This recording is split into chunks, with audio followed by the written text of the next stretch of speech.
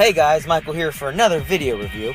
Sly Cooper has mastered the art of staying hidden, failing to produce a full game since 2005. Does this mischievous raccoon return to steal our hearts, or has he gotten fat in the time off? We'll find out here in this review of Sly Cooper Thieves in Time for the PS3 and PlayStation Vita.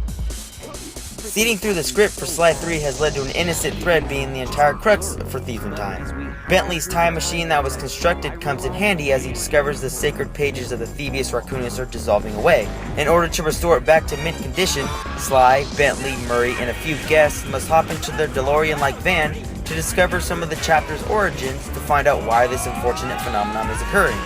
Being such a revered and hated family, antagonistic forces appear through different areas of time, only to complicate the matter. Well, they try to. While each episode attempts to serve the overarching narrative, they don't succeed. Every time period has its own villain, but they don't seem to ever weave into the plot at large. Most of them are worth taking down simply because they're bad guys, and of course, Sly's unbreakable moral compass doesn't allow for such fallacies.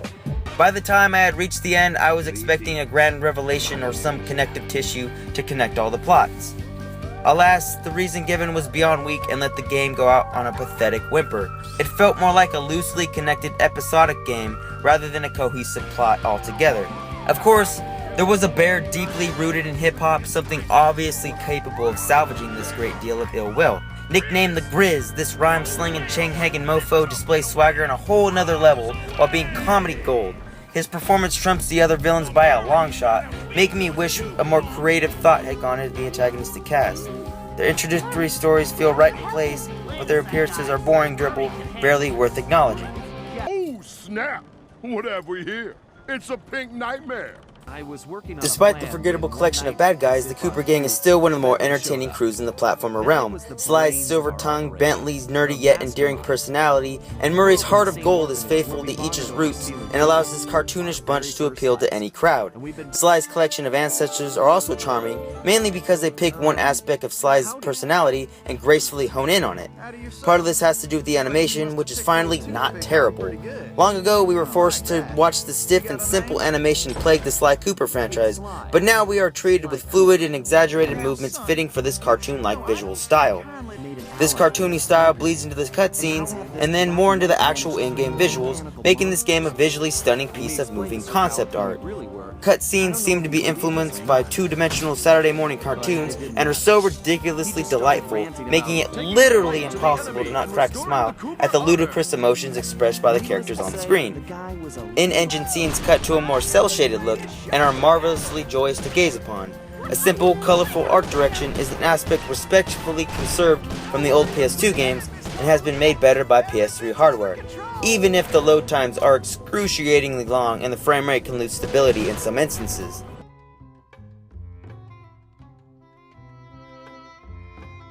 Although the art style is one of the few aspects actually made better by this leap in technology. In the introductory chapters, I found the familiarity of the controls and overall style like wearing a comfortable pair of shoes. Pickpocket, steal treasure, jump and hit the circle button, it was all something I had grown to love since the original's game. Sadly, as I progressed, it lost some of the glamour and began to painfully tread into rehash territory. The formula here is essentially the same as it was from Sly 2 onward. Sly's acrobatics are the highlight, Bentley, Murray, and the supporting characters are mediocre at best, and many games are monotonous and pretty bad sometimes. It isn't broken, in fact it is still quite playable, but not much has been done to elaborate on the established systems or drastically overhaul others.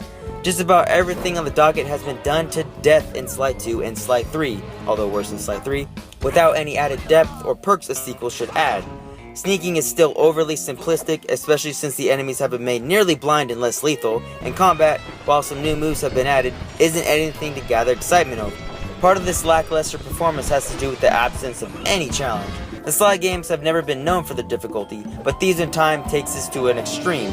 Its arts are fairly standard with all the nearly automatic platforming you'd expect, but through the upgrade system you'll gain access to more moves that break the game. Shields, screen clearing attacks, and infinite smoke bombs are among the few items you'll purchase that destroy even the slightest hint of a challenge that wasn't even really present from the outset. You'd think that with more of this absolute power, Sanzaro would place more difficult sections, but they do not. Instead, they opt to annoyingly toss in instant fail states and crappy minigames, which never make anyone happy.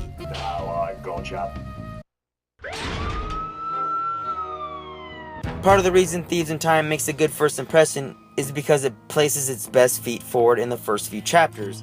Mission design, the hilarious parts, and the best of Sly's playable ancestors are front-loaded, meaning it halfway fools you into think that this quality would sustain for the duration of the game. At about the third hub world, the game begins to make it all too apparent that it has run clean out of new ideas, and begins to feel like a painfully iterative and rushed product. The trite missions and minigame-laced activities tossed in the latter half reek of bad, thoughtless game design, and fail to bring out the best aspects of the playable characters. Because of this and prior reasons, it can feel as though the game is crashing down partway through the second act, leaving an unpleasant aftertaste.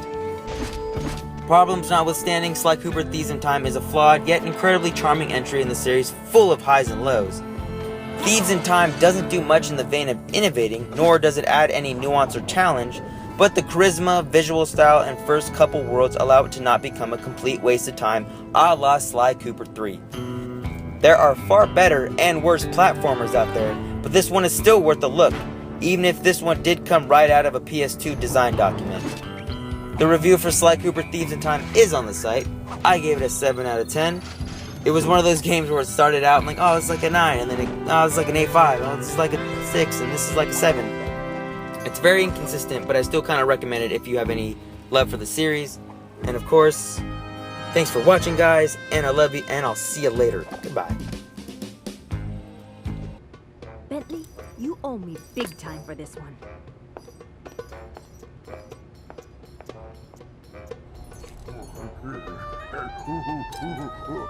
Hey, you big apes!